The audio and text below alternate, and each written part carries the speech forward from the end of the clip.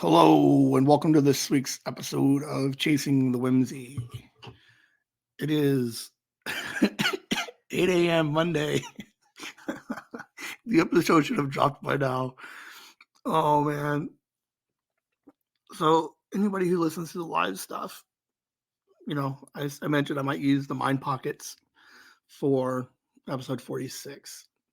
And part of the reason is people who don't listen to the live streams but only listen to the podcast, then this would be like their sample of what Mind Pockets would look like. So I was going to do that, and I have no problem doing that. And I might put that out on Wednesday. But I was like, I didn't want to miss another episode. Like, I like recording. I just need something like a general idea of something to talk about. And like, I just racked my brain all day yesterday trying to think of something. And then hanging out with Sophie, she fell asleep outside. So like we just we did nothing. We just hung out all day and just played. So I didn't think too much about what episode 46 would look like. Try not to lean too hard on I'll just use Mind Pockets. So like it's one of those like slippery slope type of situations where I can easily pawn off 46 onto Mind Pockets, but then I still don't have any like original recordings for a Monday. So like we've done it in the past, but it was always like forecasted, and so like I always had a plan. For whatever reason, I just felt like I needed something to be recorded today or for today. So I don't know. It hit me last night-ish, so I was like, fuck it. I think I know what I can record. I have no idea how long this is going to be, but it's going to be 46. Old man rolls through memory alley. Got some fun play on words over here on that title. But I was thinking, I wrote some notes last night, and I was like, all right, so I'm going to finish a couple little notes. I'm going to watch the new episode of the Quiet on the Set documentary, which I didn't like at all. It was a garbage episode. But then I just totally just passed out. And then I woke up at like 3:00, and I was like, oh, maybe I'll just record at 3:00. And then I just like passed out again. So it's 8:00, and I was like, all right, I have to record something because I got the live stream at noon, and I have to finish setting up for the live stream. So here we are, 46. If I do put out the Mind Pockets, that would be 47. And in theory, that Monday of the 29th, I'll have a 50 episode, which I still don't know what to do with 50. And we'll have the live stream on that Monday too. So I don't know. There might not be anything fantastic on episode 50, but it's now there if I want it to be something like spectacular. So no Liam this week. He had a WrestleMania date this weekend. I watched part of it. Saturday's WrestleMania looked like garbage. Like there was nothing going on. I'll have to finish watching that to see what the last match looked like. But it was kind of like a boring-ish Saturday show for WrestleMania. So we'll get some hot takes from Liam on it. I'll go back and rewatch it maybe. But nothing spectacular like for a WrestleMania. WrestleMania is the Super Bowl of the wrestling, of WWE wrestling. And it was kind of just real boring for Saturday. So hopefully Sunday picked up. I haven't watched any of Sundays yet. Let's see. I don't know. Small housekeeping items. I don't even care. Let's roll right into the episode. Let's see. All right. So on the live stream, no, it was the Mind Pockets, right? So I think this is kind of why I might still put out the Mind Pockets on Wednesday, is there's a nice tie-in. Now, in theory, this would be a better episode to drop on Wednesday after you had a chance to listen to Mind Pockets, but I think we're going to go backwards and do, oh, this episode was what it was. Where did it come from? And then Wednesday you hear the Mind Pockets episode, and then you're like, oh, okay, so this is the quality stuff that comes out of Mind Pockets. Is Ben has this random idea and this random thought about the bowling alley, and why does he like the bowling alley as much as he does? Why, when in the bowling alley, he has this weird feeling, and when you listen to the Mind Pockets, you're like, he has no idea what the hell he's talking about, or I can't articulate this particular feeling I had while being there recently. So this week, old man rolls through memory alley. I wrote I don't think I'm ever going to be able to fully articulate what it is about that bowling alley that makes me feel like I was when I was 17, 18 through 24. So there was a big 7-year chunk, 8-year chunk where it was the center of my universe, and I don't go back there anymore. It had such an impact on me that I don't go back anymore. There's no reason I couldn't have these feelings more often. So, but I figure what I would try to do is I wrote 10 random, let's see, I got 10 different ideas, some memories, and just I got 10 bullet points. I'm going to kind of just maybe not blow through, but we're going to go through that are going to try to nail down part of this fascination that I have with the bowling alley right now. All right. Bullet point 1. And then I don't think these are in any particular order. I did rearrange them just now to flow better for the episode. But all right. Again, no idea what this is going to look like. I literally just have 10 bullet points, and then I'm just going to just move on through or elaborate on them as I go through. It's not going.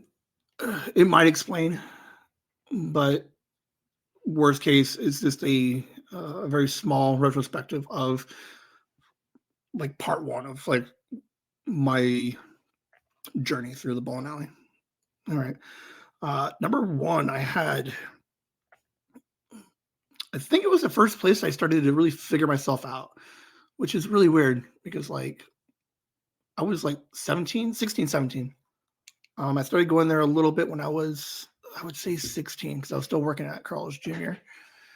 But we did a lot of stuff at the pool hall that first summer. And then after that, we started taking all that money and going to the bowling alley. And then I left the bowling alley and then tried to get a job over at I quit the job at Carl's Jr. after the summer, and then started trying to get a job at the bowling alley, and then didn't get it, but it's fairly close to where I lived, so I would always find my way up there. And I individually, I think I knew who I was, but I didn't have my clique, my group, because I was very social butterfly, so I was cliquey with everybody. In school and stuff, I never hung out with the jocks, but I could have. Definitely the weird kids eating lunch on the side of the wall, kind of those guys. I did like the drama and the theater people, but I just never had my own clique where I felt like I was a member of, as opposed to being just the social butterfly that's a member of everything. So when I get to the bowling alley, I don't know, I liked it. And then started meeting a couple of people, started bowling, and then started getting in real close with a couple of the managers, a couple of the regulars. And being left-handed, I'm a natural born bowler. So like I got God's gift in my left hand when it comes to bowling. So um, yeah, I was good at it, and everybody there, you know, seemed to kind of like take me in a little bit, and yeah, there was a weird sense of belonging there. Um, because before that, like the pool hall, it wasn't that big of a deal. Plus, it's not in there anymore. We'd always hang out at like friends' houses and stuff, but that was always their houses. Um, and then just the bowling alley, it was big enough of a place where I can invite everybody over, and everybody had a good time. All the different cliques happened, but then it was my place. It was inviting them into my new house. So part of it could be that. We'll get these other ones real quick out the way. Um, I think it's where I learned like I was a huge flirt and a hustler. So I got there because of the chick that worked behind the snack bar, Brandy, and it was just like I go here every day, and I'm just gonna go ahead and like I don't know. I guess I did know it was flirting. I don't know, but like I would just go up there every. I was like always trying to find a reason to talk to her. So, and then I was adorable, so I started to flirt there. But then it wasn't even like, and then when I was working there, like it wasn't necessarily like intentional flirting, but it was just like because I was like because I was the guy on the desk, right? I'm working, I handle all the lanes, and then the desk is technically lifted, so like you got that perspective of like me like just towering over people, like handing them shoes and paying for stuff. But then what's also super fun is these guys come in with their girls, and then they think they're all hot shit, and I was like, oh, they're not really hot shit. So then I had this habit of, and this is like the stupidest thing in the world. It probably wasn't as cool as I thought it was, but like I'd always put the cute girls on the lanes, like right in front of the desk, 15, 16, 17, 18, 19, 20. And I'd always leave like one spacer somewhere in those 5 lanes, 6 lanes. So wherever they're bowling, I leave one empty. And then when it was quiet, I would grab a ball and go down right next to him. And then I would show off, like, that God given left handed talent. So I don't know. So I learned to flirt there. Um, you bring in, so then you have like the family nights. So you got mom, dad, brother, and daughter, or son and daughter. And then it was always like, let's talk to mom and dad, show them a couple card tricks, show them my bowling skills. And once you hook the parents, then they're like, oh, he's pretty cool. Boom. Now I hit the daughter. So, but nothing like, let's see, in the bowling alley. I don't know. I think, yeah, there was definitely a lot of flirting. And then now I don't, most people will just like, will not believe this next statement, but I'm definitely not as big of a flirt as I used to be. And I know like a lot of people are gonna be like, no, he still is. No, I'm not. I'm not patience for that anymore. That's definitely a young man's game. I don't have the patience to be like flirting and then all the drama that comes after that. There was a lot of drama during the bowling alley days. Definitely not as much as it was in like the job I'm in now. There was a bunch of drama at some point there. Um, Hustler. I was also a big hustler at that point. Um, I was always pretty pretty crafty when it came to like money and just like subtle manipulating of people. Um, of like I'll lend you money, but at this percent of interest or at plus this much by this date. Um, collateral. It was, I don't know, it was all this weird stuff. But the bowling alley um, was able to take that hustle and my skill and then just be able to uh, find a bunch of extra money. Like there was a time where I was bowling like five days a week, and then we'd have like side games afterwards. And then on Saturdays we'd bowl like 15 games, and we'd always have a couple of people there, and we'd always put money down on the table. But yeah, I just had this like this. I learned how to like talk. Like I'm okay, so I have always had a problem like talking shit, and then people chasing me, and then like kicking me, like in like junior high school, like that was a thing. It was like, all right, so my talking shit, was on a level of like upsetting people, but at the bowling alley, I learned how to like talk enough trash where I would get them to bowl me for money. And it would be like, there's this one guy, I forget his name. He would come in on Saturdays. I always felt bad, but I don't because it was amazing. Is like he'd come in with his girl, and then again, she's right up front, 19 and 20. And then as soon as it calms down, I grab my ball and I come over on 19. And then I'd clock out because we found out if I'm going to bowl for money, I need to clock out. So I'm not gambling on the clock. Different story. Someone got in trouble for that. So we go, I go down there, and I would be, and he looked like hot shit. Like he's down there teaching this girl how to bowl, and he's just like, oh yeah, and like I can see it. Like he's clearly has no idea what he's talking about. So I would go down and be like, hey man, you're really good. Do you want to bowl for money? And he's like, no man, I'm just hanging out with my girl. I said, no, that's cool. That's cool. I wouldn't want to bowl me either. I wouldn't want to get embarrassed in front of my girlfriend. And I would just keep nagging him. And then obviously I would go and throw a couple of balls, right?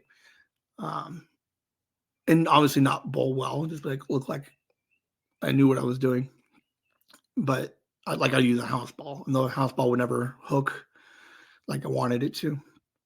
So I would just keep nagging him, and then he would finally say yes. And then I go grab my bag, put my shoes on, grab my ball, and then we would bowl a game. And I would just like, and it's not like I could just destroy him, but that's only worth $10. So then it would be like I'd be like, oh, I'll miss the easy spares and keep the scores kind of close, and then like I'd win and be like, ooh man, I only won by 8 points, 8 pins. How about one more? And then because he thought he was so close, he's like, yeah, I can do that. You're not as good, So we would bowl a second game, and then I would just like straight destroy him. So then he's like, no, I don't want to bowl anymore. But then I was like, oh, so cocky, like hustler / cocky. Like I was the cockiest I've ever been in my life at that point.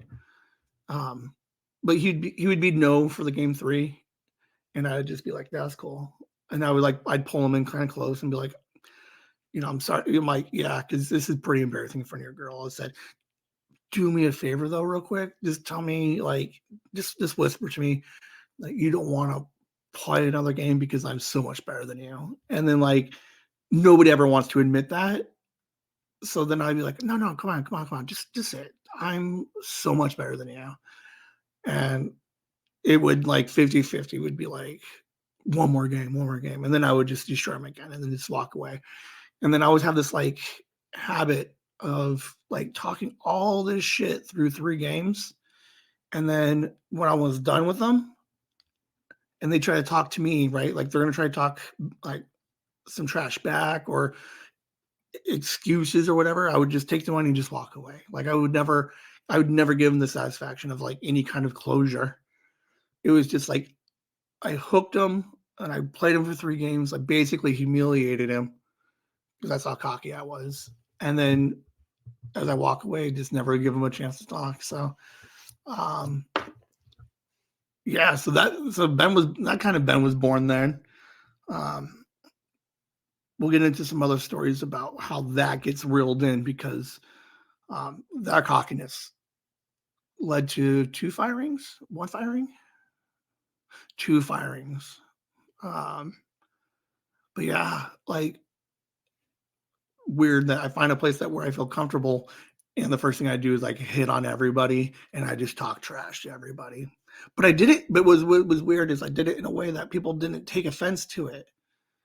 Like it was, and maybe that's part of it too, right? Is like the bowling alley has all of these bowlers, and there's constantly a competitive atmosphere in this place, right?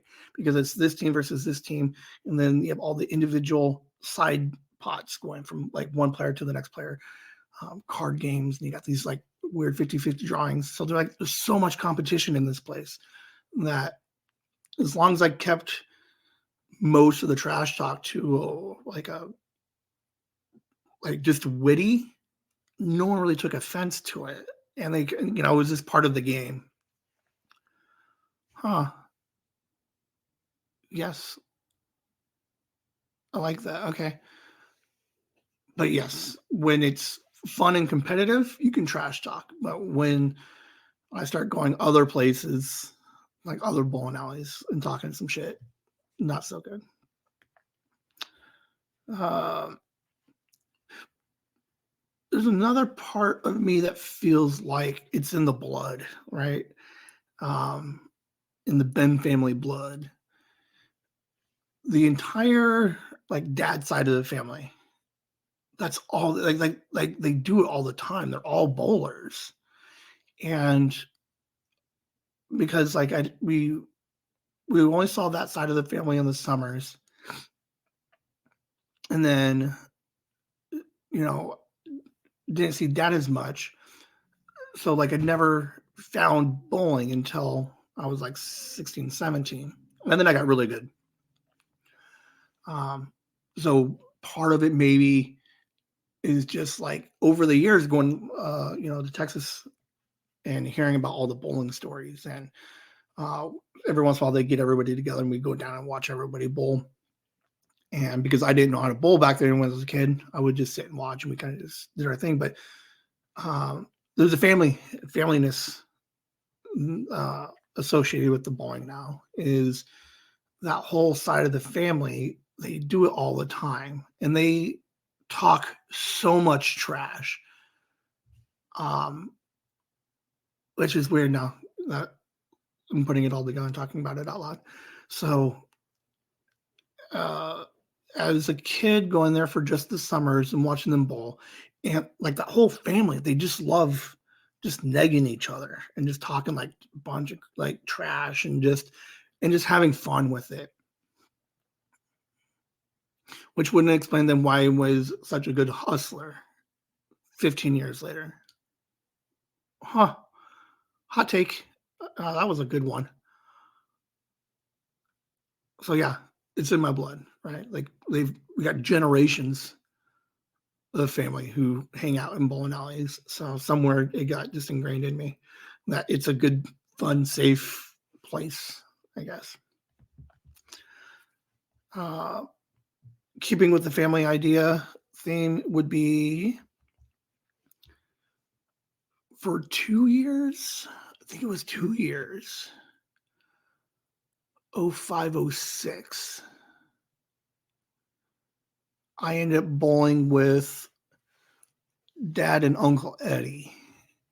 So Uncle Eddie is the oldest, Dad is the youngest, and they bowl like they would bowl all the time together. But at some point, I reached out to Dad and was like, "Hey, I'm bowling now, and I'm really good." And he's like, "Well, we should do a league together." And it was one of those things where I'm like, "Yeah, let's definitely do that," because like we've never thought of that before. And I guess, well, he actually meant it that time, and he and Eddie bowled, uh, up the road a little bit. Where else did we bowl? It was just there. It was one of those things where I wasn't even driving at the time, right? So he would end up picking me up and then driving me back out there with those guys. Got a girlfriend who would eventually drive us up there, and then but a lot of fun, just a lot of fun, just hanging out with Dad, consistently every week, which was nothing I've ever had before or since. We see him, but never anything on like a regular basis, right? So we had like I think because we did it for 2 seasons. And then Eddie and my dad are just the funniest people in the world. Um, they're just so much fun. And then because then after bowling, we would go to back to Dad's house and they would have dinner. And then it was just more fun ensues there. Um, let me see. But it was just fun. So like Dad's cooking or Robert's cooking, and then we're all hanging out there. And Uncle Eddie tell the same stupid joke every week, like it's the first time he's ever told it, and it's the funniest thing in the world. And it was a joke you could tell he's told a million times because he has the same delivery and the emphasis on the certain parts of the thing, and then the same laugh at the punchline. Uh, but yeah, just more just hanging out with the families, having a good time. So, and unfortunately, Uncle Eddie passed away. So did Auntie Jeannie. So like those are memories that I'll never get back again. So bowling is attached to those two. Um, the only two uncles, like the only uncle that I really connected to or met or interacted with outside of the summers. So, because they're the ones that lived here.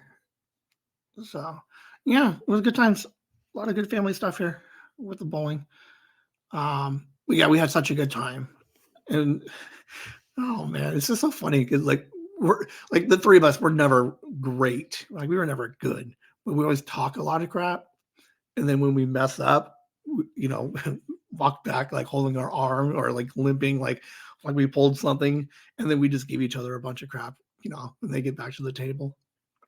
Oh man, some of the best laughs though, I would think would come from that time, like consistently, like the same stupid joke and the same stupid like limp, like week after week. Some of the best laughs I think I could possibly have had. So uh, then I got some like really fun memories from that particular era. Um, memories slash like semi-defining moments. I don't know. We'll see what happens. Um, I bought 100 tacos one night, like at Jack in the Box. I don't I don't know what night it was, but for whatever reason, like Brandy and the girls were hanging out, and they're like, "We're hungry," and I'm like, "We're hungry," and they're like, "Well, what do you guys want?" And they're like, "We need some tacos." And then so me and my buddy would like jump in his car because again I don't drive, and we would go to Jackbox, yeah, Jackbox, and just ordered 100 tacos, and no idea why. There was a bunch of other stuff in there too, a couple of like I don't know. It was definitely like $100+ order. It was just the idea that like when in your life have you ever ordered 100 of anything at a fast food place? Because I've done it twice. I've done it with the tacos, and I also did it with Chicken Stars at Carl's Jr. With my buddy Justin. But I think that was just because. Um, but yeah. Plus, I would say, and all right, as we're talking this thing out, it was also a time in which, like, even though I was in high school and stuff, right? Um, I would be out late, or I would sneak out, or I would just be out late. So it was like the first time where there was no designated like bedtime and nobody like enforcing this is your bedtime. So I think this is like, I guess it means like I enjoy the ball alley because it just represented like the first bit of like freedom.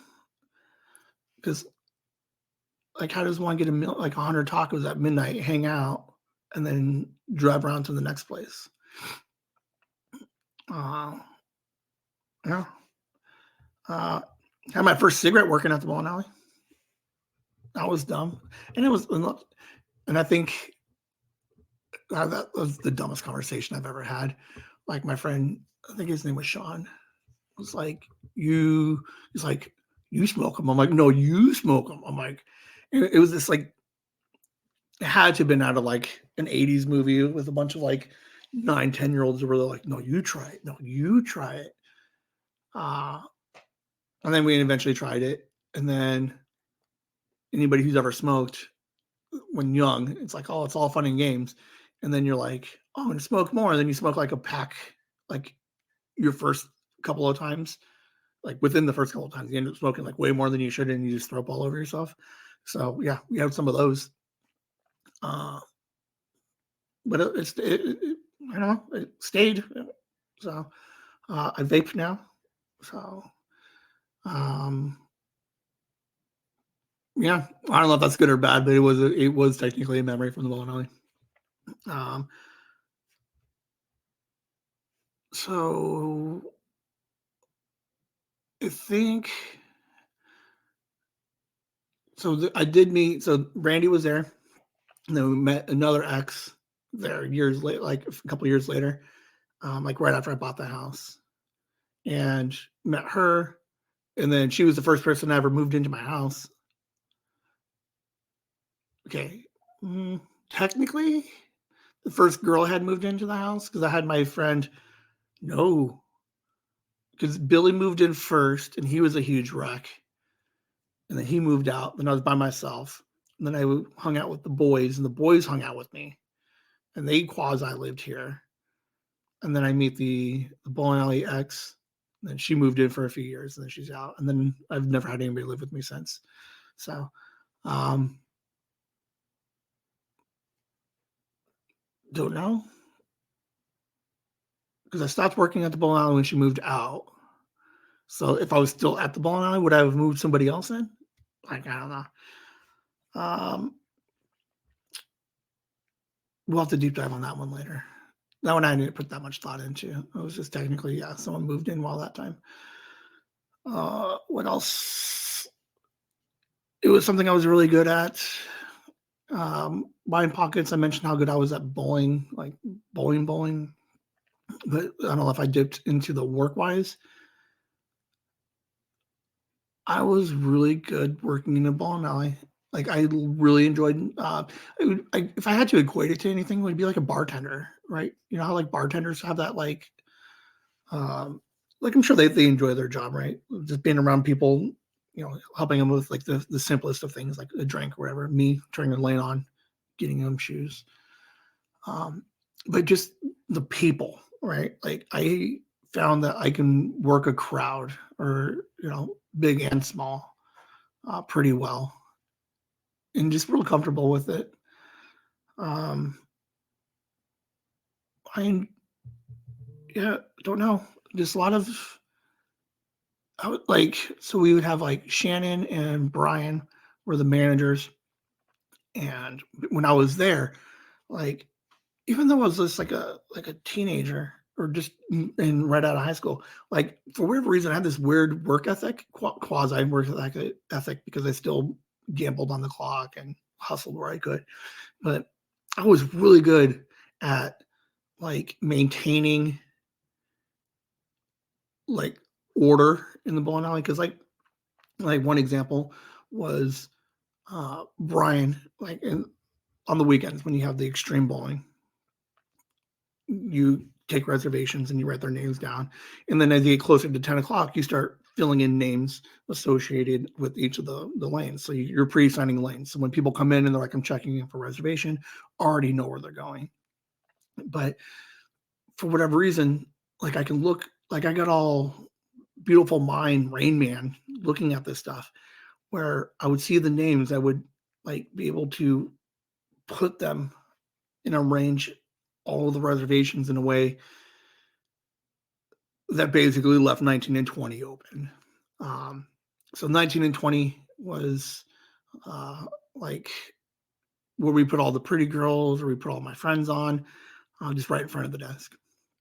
So like I was able. It got to a point where like Shannon and Brian were like, and I'm grabbing shoes, right, and I'm hustling, not sort of hustling, but like I'm working the crowd, just getting shoes. Where I do the quick lean over and I would guess the shoe size, and I was accurate within half a size, like 95% of the time.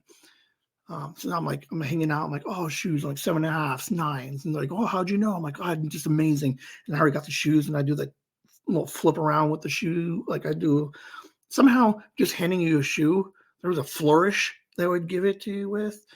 Um, so I would do that, and then they would the managers would just sit back and just let me like do my thing. And there's a line of people, and then they're like, "Well, what do you want me to do?" I said, "Nothing, man." Like I had everything down to a system. They come up, and it was $15. So I would take all the 20s and start giving out fives back for everybody, guessing shoe sizes, throwing them back out, signing lanes, turning everything on. Like I enjoy that particular rush. I think Kelly like saw part of that when her and I used to work, like on the weekends and stuff. It was I would come in and like Danielle or whoever third was there was like, you just handle the people coming in for the next 8 minutes. Because by like 11:10, 11:15, I'm going through reservations and I'm going through everything and I'm reassigning a bunch of stuff and was able to cancel things. And like, I don't know, there was just like a huge hustle.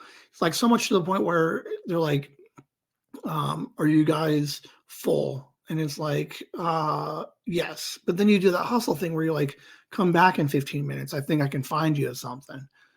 And they're like, okay. So then they come back and I already had something open because I already knew where it was. And then you just like, you talk up this weird, like supply and demand that doesn't exist. Like, so yeah. So I think to be fair, Kelly's probably the only person to ever see that version, like from what I used to be like at the bowling alley. Maybe Nikki would remember, but I don't know. Because she used to come up there and hang out all the time. I don't know if she actually like watched me or remembered. Someone write that down. It's not Mind Pockets are live, but I need a note taker. Write that down. Um, yeah, interesting stuff. Because I was so good at it. I'm running up and down the lanes. I can hear like it was in the crazy night, music blaring, 32 lanes, 120 people. My back turned. If a ball hit the rake on 6, I can hear it, and I can tell you from wherever I was standing where it was, and I knew exactly where to look. Um, I don't know, like again, like I think on the Mind Pockets, like if I was ever supposed to be good at any one particular job, bowling alley would have been it through my 20s. Um, Now it's definitely where I'm at now because that place is like I'm killing it over there right now. Um, but I don't think I get to where I am today without as much time as I spent at the bowling alley. And I don't even know if it's time. I just think everything that I learned of who I was as an individual.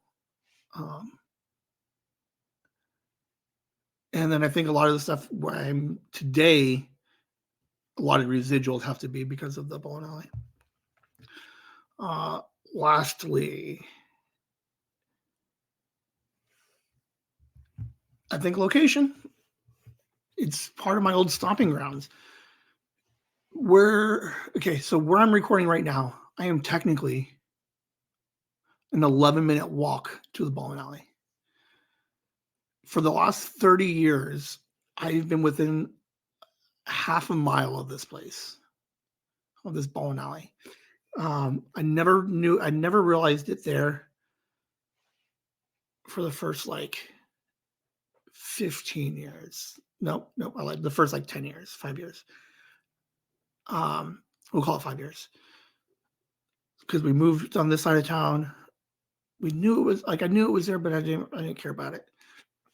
But it was always there. Like I always saw it when we're driving. Like I knew it was there. We moved to a different house. We moved to Michigan, and it's there. Like I still see it. That's where I start hanging out. I start finding my way there. Moved away for a minute, but still working in there. So it's still part of my stomping grounds. Because I worked with a bunch of people, Mike and Cindy. I worked with them, and I would ride to and from the bowling alley with them. And then after there, I moved into this place, and this place is closer than the first two houses. So I don't know. Maybe it's just one of those things where for 40 years, like I don't know what I would do if it like got torn down. Like we see, like it's weird when you're driving around and you're like, oh, what happened to that place? Oh, they closed and it's a different store or parking lot or whatever. So don't know what I would do. Like if the bowling alley was no longer there. To be fair, I'd probably go and try to steal. I would steal something. Like I'd get a bowling pin or something. Some kind of like, ooh, wonder if I could do that now. Because when they throw out pins, can I buy one? I need a bowling alley pin. How do I not have a bowling alley pin? Like in all the like of all the things that I would like grift and steal and hustle, I don't have a pin. Did I ever have a pin? I know Brandy's way behind on these things, but whenever you catch up, Brandy, did I ever own a bowling alley pin? Like an old used one? I don't know. So I don't know if that explains much of my fascination with the bowling alley. There were a couple of hot take moments. It being one in my blood. Two, my hustle ability, and just like my people work, like how I work a crowd. Dad and Eddie, like it was a pretty big. Like looking back, especially now since writing the podcast and everything, it's just like it's one of those things. Like I wish I had any recording or any video of one of those games or one of those dinners. But I do have the jokes, so you can always tell those jokes. I don't know if they hit as much as they would now. It's I'll tell it another day, but it's. Let me see. Hold on. Let me see if I remember what it is. All right.